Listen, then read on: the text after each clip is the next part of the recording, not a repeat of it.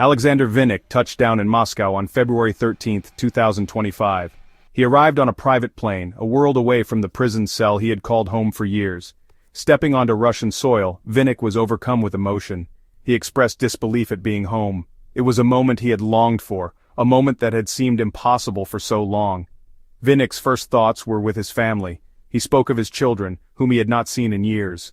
The pain of separation weighed heavily on him. But amidst the joy of his return, Vinnik did not forget those who had made it possible. He expressed his deepest gratitude to Russian President Vladimir Putin. He thanked Foreign Minister Sergei Lavrov for his tireless efforts. Vinnik also acknowledged the work of Russian diplomats and intelligence services. He praised his lawyers for their unwavering defense, and he thanked his family and friends for their steadfast support. In a surprising turn, Vinnik also expressed gratitude towards former U.S. President Donald Trump. He hinted at Trump's instrumental role in securing his release. Vinnik's words were filled with emotion, a testament to the long and arduous journey he had endured. His homecoming was not just a personal victory, but a symbol of hope and resilience. Aleksandr Vinnik's story is inextricably linked to the world of cryptocurrency. He was the alleged operator of BTC-e, a cryptocurrency exchange shrouded in controversy. Launched in 2011, BTC-e rose to prominence in the burgeoning world of digital currencies. It became one of the largest Bitcoin exchanges globally, attracting millions of users. BTC-e operated with a degree of anonymity that attracted both legitimate users and those involved in illicit activities. The exchange was favored by cybercriminals for its lax security measures and lack of know-your-customer protocols. This made it an ideal platform for money laundering, allowing users to move vast sums of money anonymously. However, BTC-e's activities did not go unnoticed. Law enforcement agencies around the world were becoming increasingly concerned about the platform's role in facilitating cybercrime. The U.S. Department of Justice launched an investigation into BTC-e, alleging that the exchange had processed billions of dollars in illicit funds. The DOJ accused BTC-e of being a haven for hackers, drug traffickers, and other criminals. They alleged that Vinnik, as the alleged operator of the exchange, was a key player in this vast criminal enterprise. The charges against Vinnik were serious, carrying the weight of a potential 200-year prison sentence.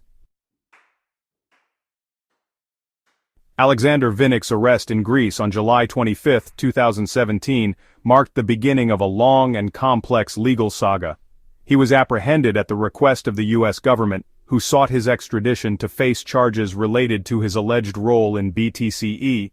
Vinnik's arrest sparked a three-way extradition battle, with Russia also seeking his return. Vinnik was initially extradited from Greece to France in 2020. French authorities had their own case against him, accusing him of money laundering. He was found guilty and sentenced to 5 years in prison. However, his legal troubles were far from over. In 2022, Vinnik was extradited from France to the United States. He faced a multitude of charges in a U.S. court, including conspiracy to commit money laundering, operating an unlicensed money service business, and money laundering conspiracy. The potential sentence was daunting. Facing decades behind bars, Vinnik reached a plea agreement with U.S. prosecutors in May 2024. He pleaded guilty to a single count of conspiracy to commit money laundering.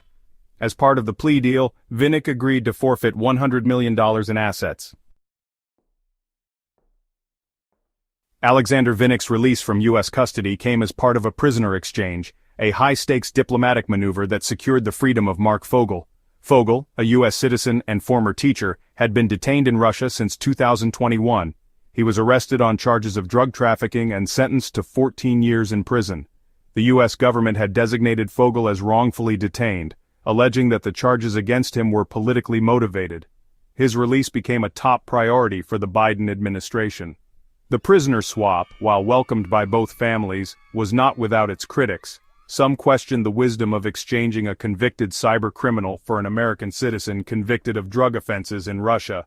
However, the swap highlighted the complexities of international relations and the delicate balancing act of diplomacy.